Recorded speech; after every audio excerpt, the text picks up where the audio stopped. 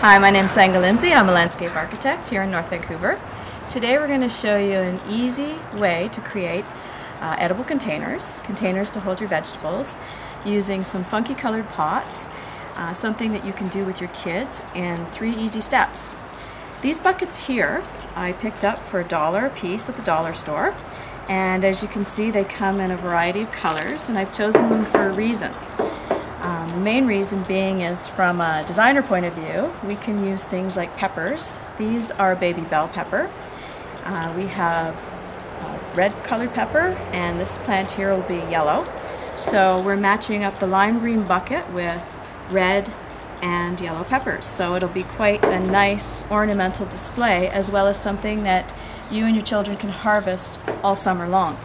So first step we need to provide is some drainage at the bottom of this bucket. So what we need is a drill, and this is about a 1/2 inch drill bit. And what we'll do is we'll create some drainage holes on the bottom of this bucket.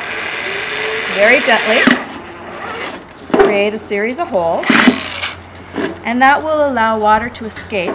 Once you saturate the soil, when you water your plants all the time, the soil does get saturated, so you'll need a place for the waters to escape so that the roots of the plants won't get waterlogged. The next step that we do is we find a drainage layer. We want a little bit of a drainage layer between the main part of the soil where the plant's growing in, a place to hold water as well. So what I recommend is using a pea gravel mix. This is a bird's eye pea gravel, and what we'll do is we'll dump about 1 inch at the bottom of this pot to provide an additional drainage layer. Just going to dump in approximately 1/2 inch of the pea gravel, level her out just like so, and then our next step is to add some potting soil. And this soil here is a special peat, mainly a peat mix, and it's got a water polymer in it. It's a polymer that will actually, once you water this soil, it has extra holding capacity in the soil so that you won't have to water as frequently when you have your container plants. So I'm just going to fill up this pot right now, as so, and I want to get it to a level where I can now put my peppers in.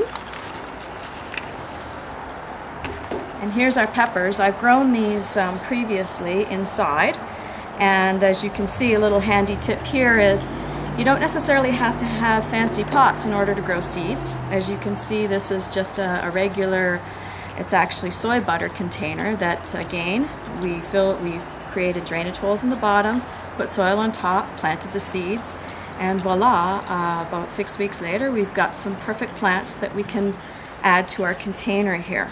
So just going to pop out these plants. They're well rooted, as you can see.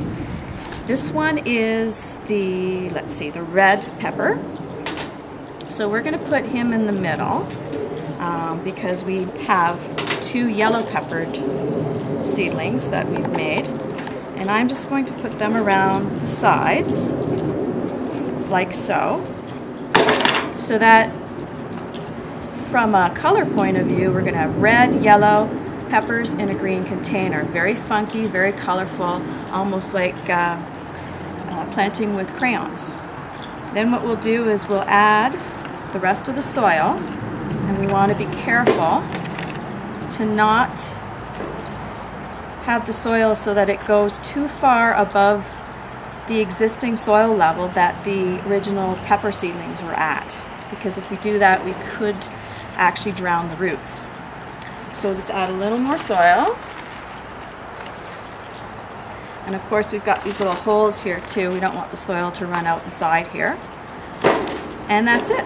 We'll tamp it down. And that's it. It's as simple as that.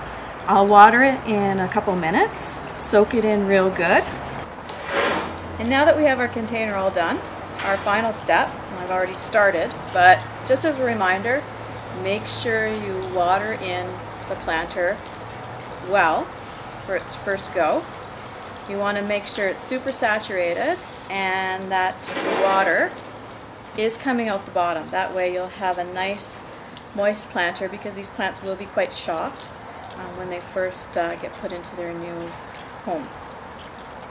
The peppers, they do need full sunlight, so be sure to put them in an area of your garden, or these would make a perfect centerpiece for a table as well.